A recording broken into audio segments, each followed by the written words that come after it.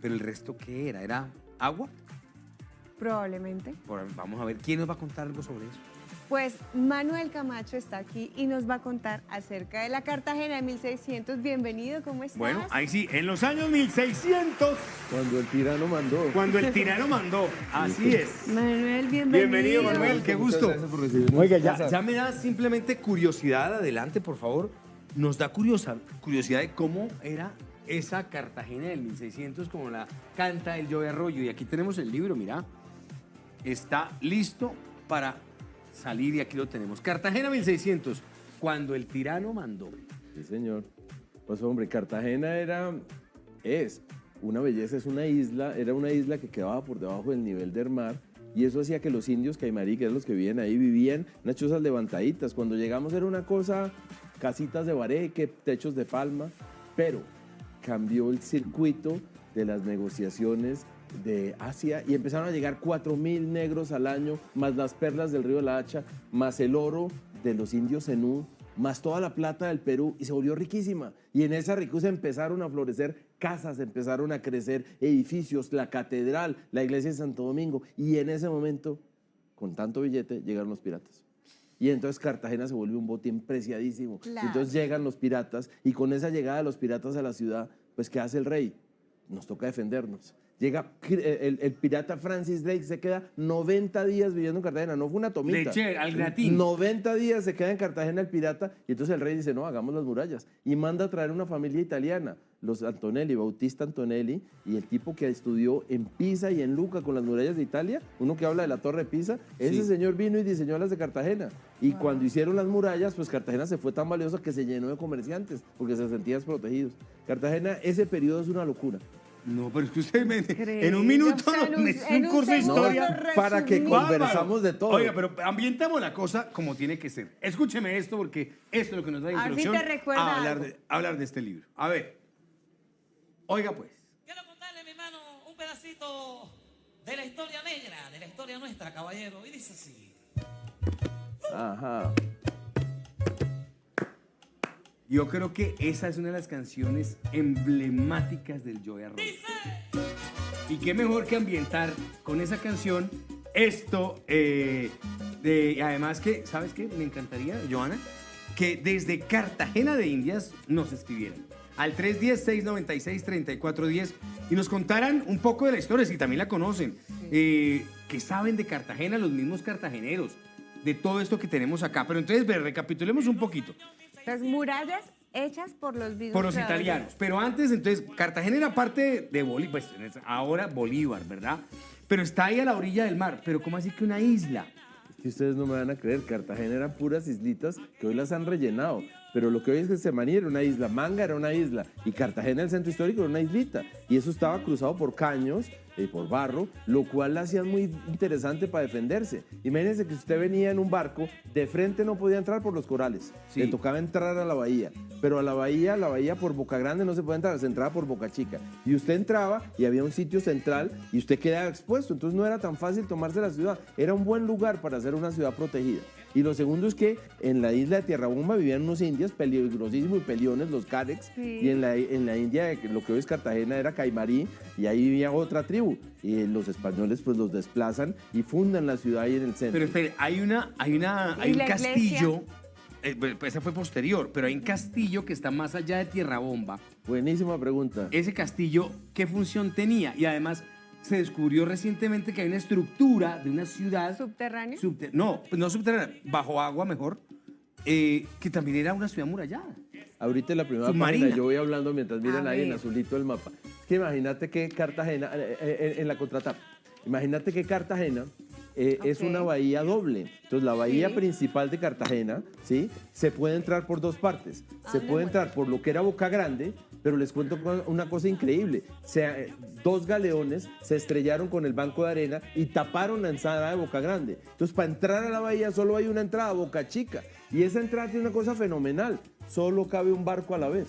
Entonces, eso desde el punto de vista de seguridad, imagínense, tienen que entrar los barcos en fila india. Entonces, si usted les pone unos cañones, usted bloquea la entrada de Los va Cartagena. acabando de una. Entonces, Boca Chica, que es esa pequeña entrada que tiene Cartagena, pues le pusieron el fuerte de San Luis. Y si usted quería entrar a la bahía, le tocaba pasar por San Luis. Por eso un pirata solito, unos ladrones solitos no se tomaban Cartagena. ¿Usted se quería tomar Cartagena? Pues les cuento. Vernon vino con 150 barcos, 23.000 hombres. ¿Qué? 150 barcos, 150 23.000 barcos hombres. atacando Y Cartagena. le ganamos con Blas de Lezo. No. Y sabe que el Barón de Pointis también trajo más de 15 barcos para poder pasar. Entonces, ¿qué tenían que hacer? Agarrar el fuerte de San Luis y destrozarlo para poder entrar a la bahía. Porque por Boca Grande no se podía entrar. Hoy hay un muro ahí, la Escollera, todos Sí. hemos oído hablar. Hoy hay un muro, no se puede pasar. Y de hecho, si usted mira, ahí está la Armada de Colombia. Cuando la Armada salir, le toca salir por Boca Chica. Una cosa muy interesante. Por eso ese castillo es estratégico. Hay historias hermosas. Hay un oficial, Sancho Jimeno, que lo defendió a muerte cuando vino el Barón de Pointis. Y cuando vinieron los ingleses, ahí fue la batalla más brava, porque los ingleses lo bombardearon. Una cosa muy interesante. Y el castillo permanece.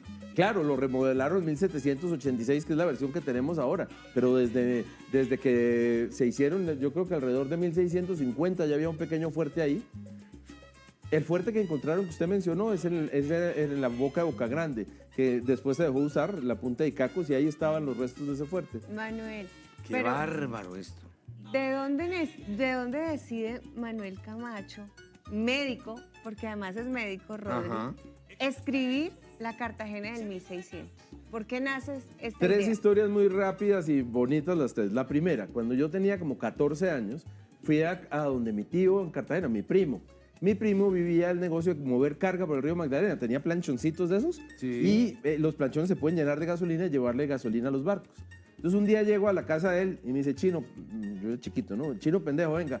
Y entonces voy y el tipo me saca y me pone sobre la mesa del comedor 8 doblones de oro y me pone como unos, no sé, no quiero exagerar, 150 monedas de plata coloniales. Y yo, tío, ¿qué es esta vaina? Me dijo, mire, vino Collard Johnson de la National Geographic que había explorado un galeón en la Florida, en Los Cayos, Nuestra Señora de Atocha. Entonces él se fue a Sevilla y estudió y encontró un galeón pequeñito acá en Cartagena y me pidió que yo le hiciera los servicios náuticos pues de la gasolina, de la lanchita, de no sé qué. Sí. Y esto es parte de lo que ese señor sacó. Te estoy hablando de hace 50 años cuando eso ni lo perseguían. Entonces yo pues ¿cómo así? Los piratas entonces era verdad. Y entonces ahí conocí al escritor España que escribió Los Piratas en Cartagena y me contó la historia de 14 años. Y mi tío en su lancha me llevó y me mostró Boca Chica, Boca Grande, Los Fuertes, Manzanillo, la casa del presidente. Y me explicó la estructura de defensa de la ciudad y las murallas. Entonces yo quedé desde chiquito con eso acá en el corazón. Tuve la fortuna de ser profesor de la Universidad de Cartagena unos años, entonces cada que iba me iba a meter a casas, a conocer las iglesias. Y pasó una tercera cosa y es que mi papá, cuando cumplió 79 años, yo estaba celebrando y un amigo estaba llorando. Me dijo, mi mamá se está muriendo de Alzheimer, no se acuerda de nada, no tiene nada. Así es que no se ponga a regalarle a su papá un saco, una torta, un pantalón, regálele tiempo. Y entonces yo me quedé con este amor por Cartagena, le dije, papá, escribamos un libro juntos. Papá es buen investigador, muy bueno. Y entonces nos dimos un regalo, un año juntos. Entonces la investigación, más de 30 libros, 350 artículos para poder escribir eso, la hicimos juntos. Viajamos a la bahía, montamos en lancha, nos metimos a las casas, fuimos al Museo Naval, fuimos a Sevilla, fuimos a Génova, hicimos toda la investigación juntos y ese fue el regalo de 80 años de mi papá. Entonces fueron las tres cosas de sacar este libro. ¿Hace cuánto? Lo acabo de lanzar, lo lanzamos en Filbo. O sea, llevas un año. Como añito y medio y llevo 6 meses más, ya llevo 2 años en el proyecto. Y tu papá ahí, feliz. Estamos escribiendo Cartagena 1700, ahora si tenemos tiempo les cuento un par de cosas para que se vayan de para atrás. Pues claro que tenemos tiempo para ¡Qué escuchar esta historia de nuestras maravilla! regiones, de nuestro país. Pero tu papá, ¿por qué no vino? Hombre, yo no sabía cuánto tiempo teníamos, entonces pues mi papá tiene 80 años, pero pues tenemos otra oportunidad, lo invito. Mi papá, les cuento Claro. historias, mi papá y yo tenemos posiciones diferentes, intelectuales diferentes en ciertos temas. Entonces la escritura del libro no fue solamente lea usted y no, fue discutir. Les voy a dar un ejemplo, ¿la Inquisición fue buena o mala? ¿La Inquisición fue buena o mala? Complejo, ¿no es cierto? Sí, es que tiene muchas posiciones, desde lo religioso, pero también desde la victimización que se hizo. El maltrato, quemaron gente, mataron. Total. Claro. Entonces, mi papá decía, en una ciudad donde había 15.000 personas, 8.000 eran negros, 7.000 eran indígenas y solo había 1.000 españoles blancos. Y de los... Y eran los que nos la montaban. No, y si solo había... Sí, eso sí.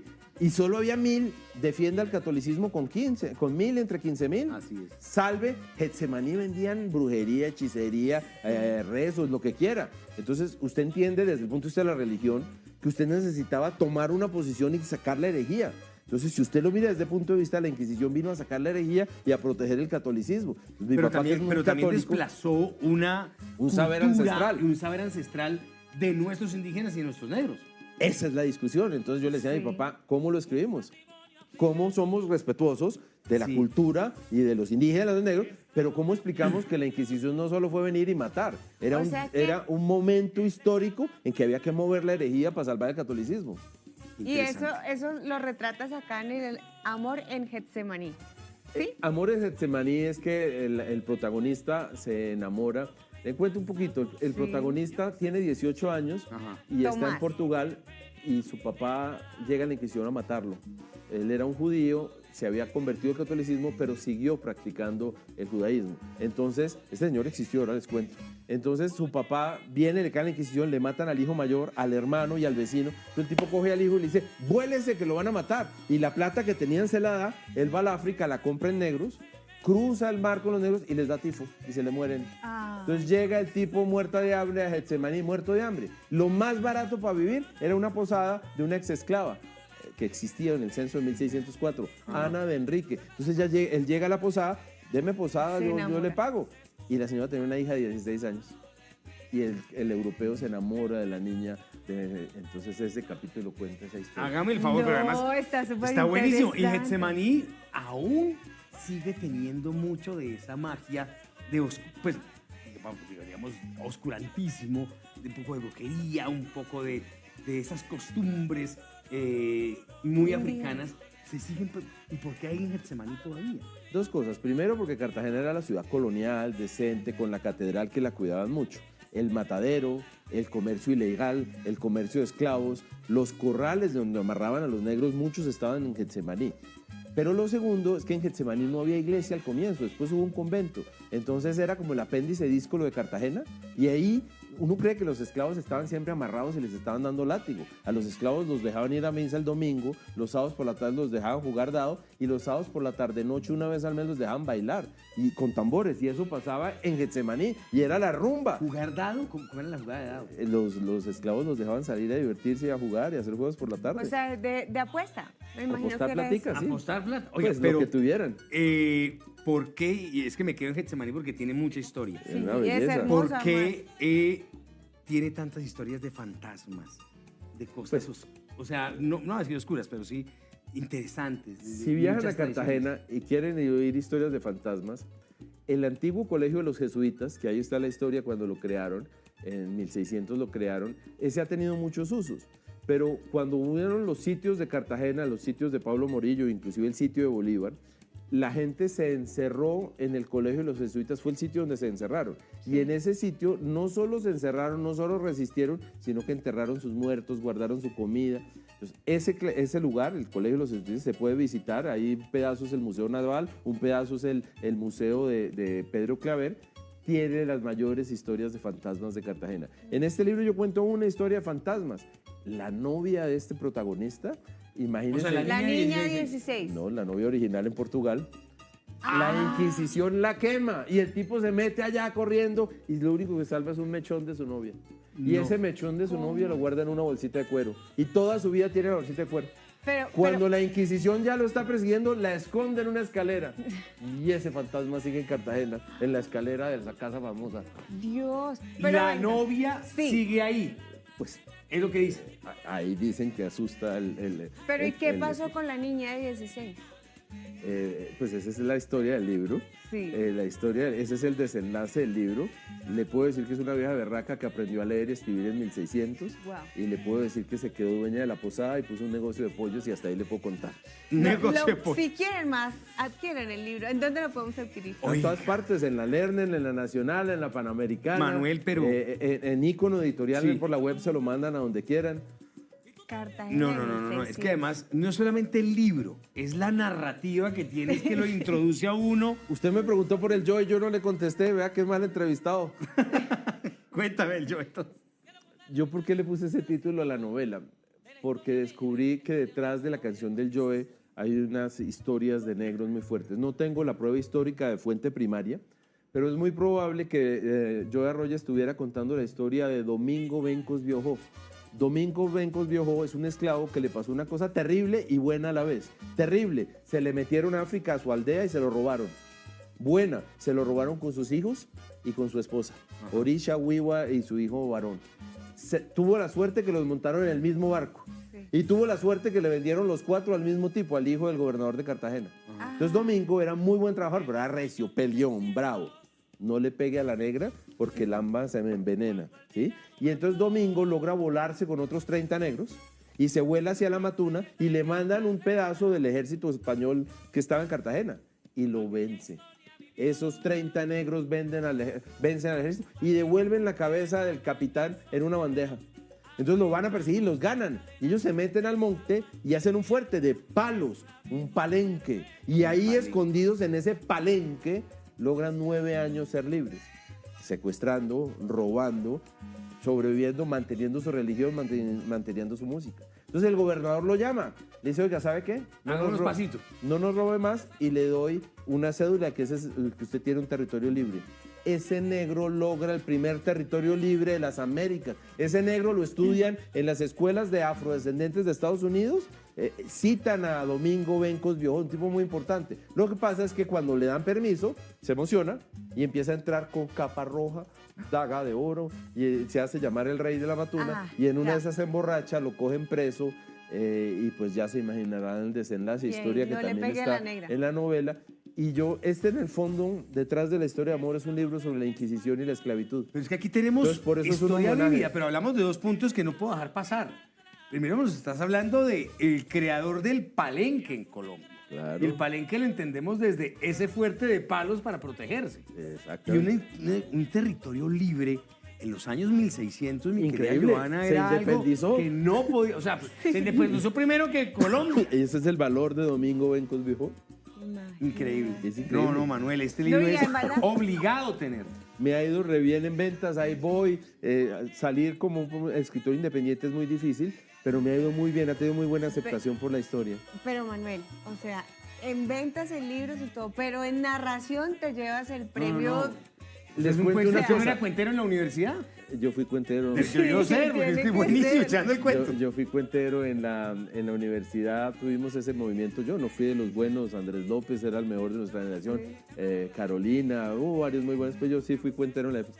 En este libro usé la tecnología. Este libro, para escribirlo, lo dicté, porque el objetivo era cómo hacer un tema tan sesudo, ágil.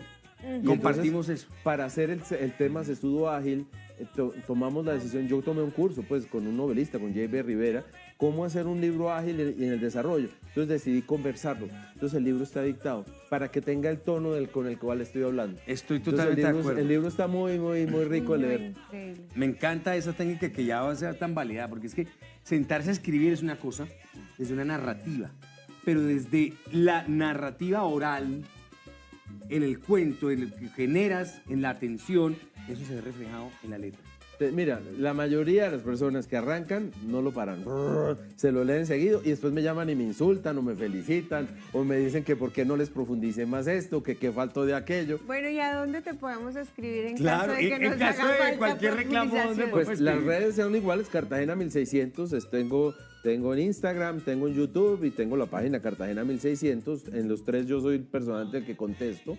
Y ahí y el que quiera que hagamos una tertulia, que hagamos un club de lectura, me le mido. Estoy escribiendo Cartagena 1700 como le conté. Bueno, ¿cuál es el dato 1700 que usemos? Venga, le digo cómo arranca y me dice si para le que gusta. cerremos con eso. Venga, le digo cómo arranca y me dice si me gusta. A ver, Mujer de 16 años, rica de Cartagena y sus papás no los dejan estar con su novio. Entonces ella decide meterse de monja de clausura. Y está esta señora vestida de blanco, con velo blanco, zapatos blancos, lujo, entra a la iglesia a casarse con Dios y entra a la iglesia esta mujer en éxtasis porque se va a casar con Dios y entonces le quitan el velo blanco, le cortan el pelo, le ponen el velo negro, le quitan el vestido de novia y le ponen su vestidito de monja De café, le amarran el lazo, le quitan los zapatos y le dan las sandalias.